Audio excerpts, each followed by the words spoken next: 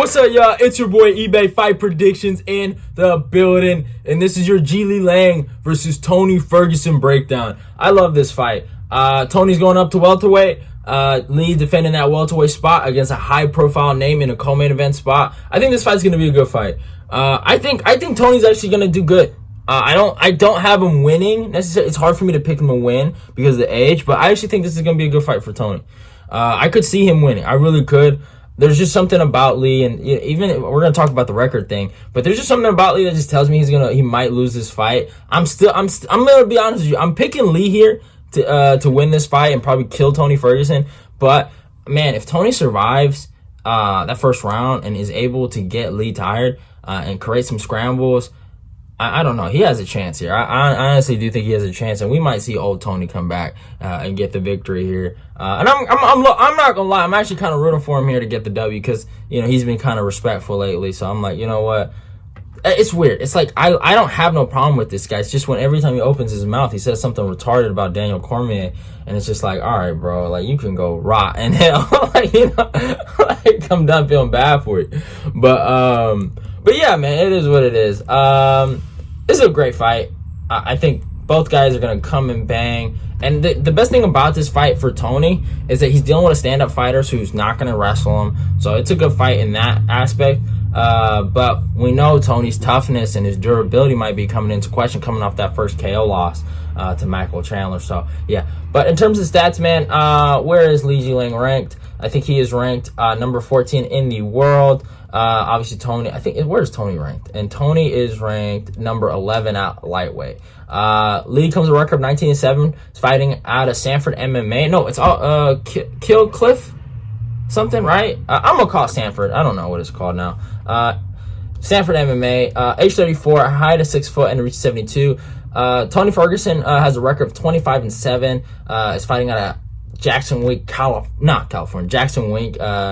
Age 38, a height of 5'11", and a reach of 76.5. So yeah, look at that, man. The reach is insane for Tony. So he does have a reach advantage coming into this, and I just don't know why. I just feel like he might shock the world here.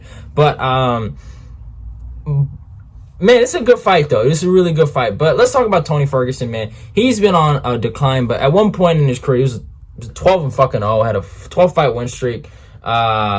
Going into that interim title fight against Justin Gaethje.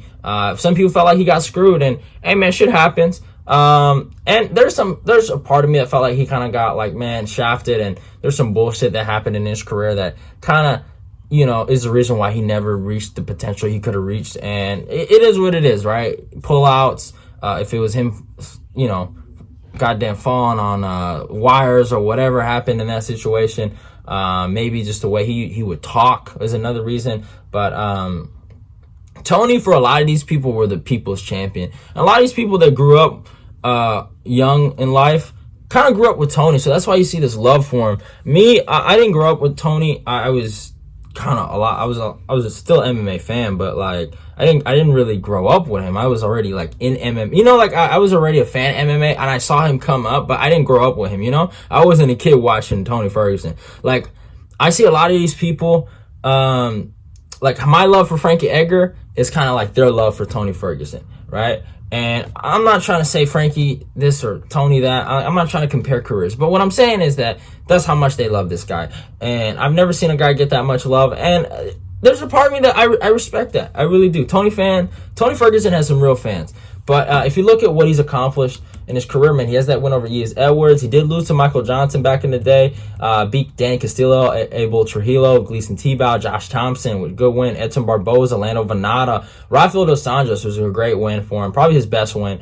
Kevin Lee, Anthony Pettis, and Donald Cerrone. So he's beaten a lot of great guys at that lightweight division, and he proved himself to be that guy. And he should have fought for a world title, and just shit happened. It was not his lucky night. But he fought Justin Gaethje at the age, I think, of 36.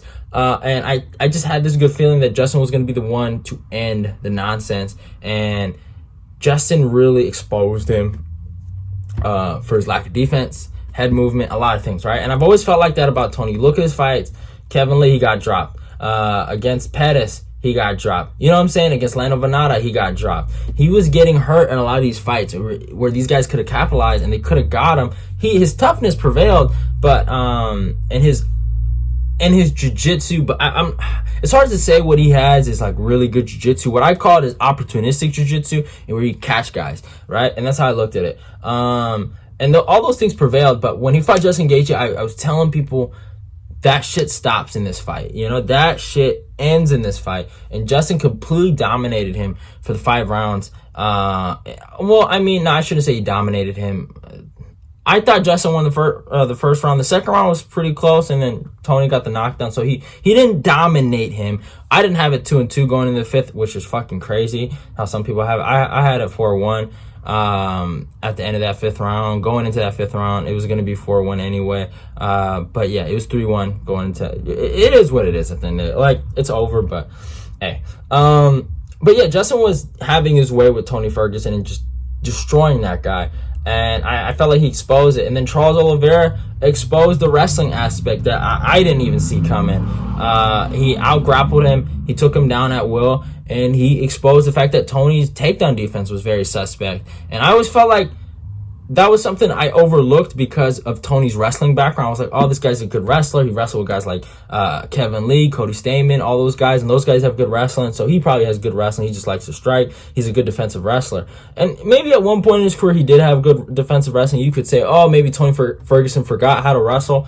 I think that's a respectable opinion. But yeah, man, Charles, he was able to take him down, dunk him for 3 straight rounds and beat him that way. Then he fought my boy Beneil Dariush.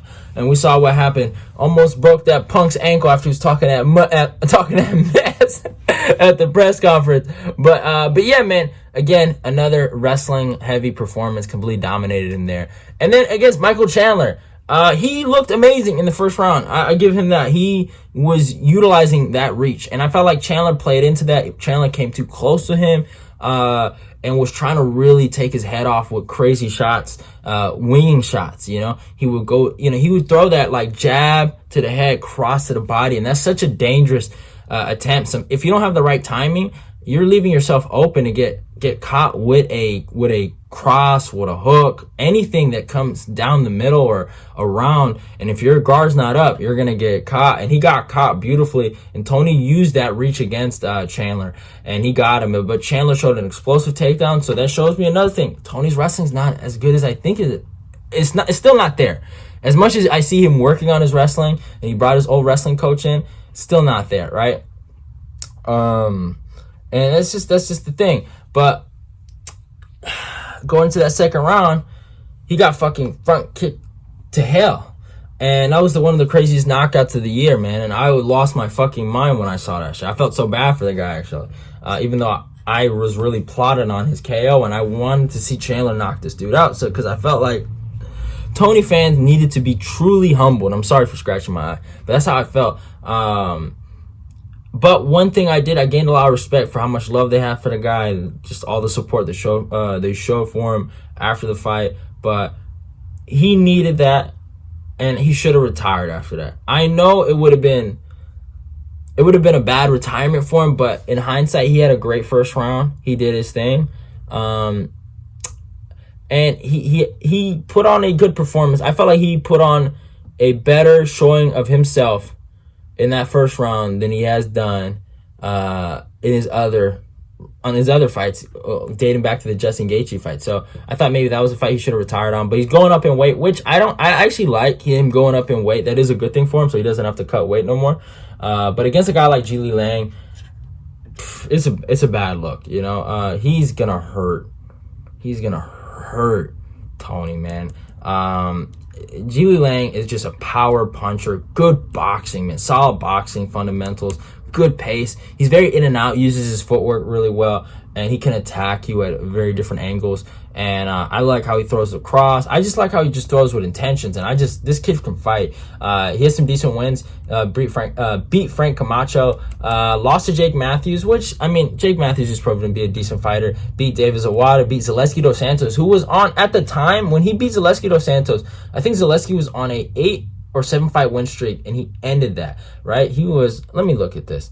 1, 2, 3, 4, 5, 6, 7. Yeah, 7-fight win streak over guys like Chris Millinder, Aluji Vandermeeny, Sean Strickland, Max Griffin, Lyman Good, and Omar Akhmadov. And especially the Sean Strickland one was crazy. And he ended that guy. Like, he completely destroyed Zaleski. Like, beautiful shot, and he just ended it in the third round. It was a phenomenal performance.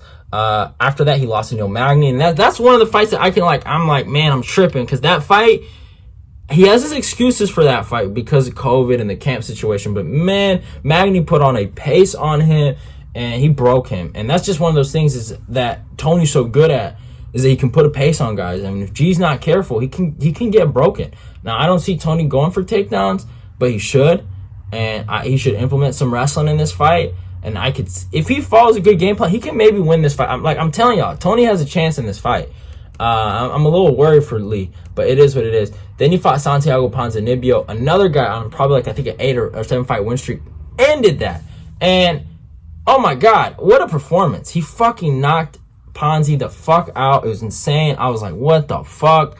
And yeah, probably one of his best wins of his career. Then he fought Chimaev, got destroyed, right? And you're seeing this right? I'm about to like build this up. In his last 4 fights, it's loss, win, and then loss, and then win, right? And then we'll talk about the Muslim Salikov fight.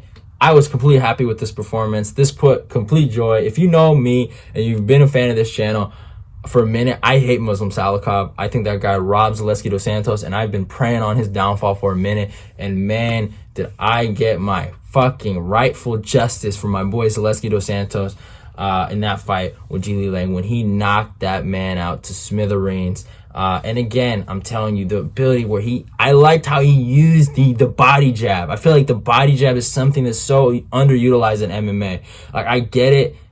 You can get caught with a knee or a head kick. I understand that. But man, the body jab's right there. Bah, bah. And then he threw the 1-2. He feinted. He hit the body jab. He feinted the body jab. Then he threw the 1-2. Boom. And he fucking killed Muslim Salikov in the second round. Taught him ultimate respect. Man, that was so much respect. Man, oh my. Hey, what I tell y'all, bro, when a cliff dweller gets smoked to smithereens, angels are singing. And that day, angels were singing for Muslim Salikov, and oh my god, I enjoyed every second of it. But you see the trend. Loses to Neil Magny, he beats Ponzinibbio. Loses to Chimaev, he beats Muslim Salikov. By this logic, he's supposed to lose to Tony Ferguson, right? I don't think that's gonna happen, but I could see it, man. Like, I'm honestly being honest. Tony Ferguson fans should be actually kind of confident going into this matchup. I'm going to be rocking with Jingliang by second round TKO. I'm just going to say that right now.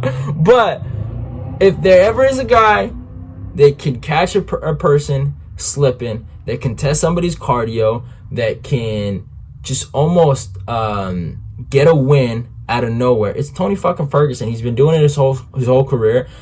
I don't think he forgot how to do it. And it's going to be interesting. It's going to be an interesting fight. I can't wait for it. I'm actually kind of excited for it. And yeah, hope you guys enjoyed the video. I'm rocking with Jingliang by second round TKO, but I can see the old man Tony, the last stand, the last ride, you know, giving it his all against Mr. Jingliang. I think it's gonna be a good fight, but yeah, it is what it is. Hope you guys enjoyed the video. Like, comment, and share the video. Obviously, subscribe. Let's get this eBay Fight Prediction Nation growing. Also, follow me on my Twitter and my Instagram. Love y'all, and goodbye.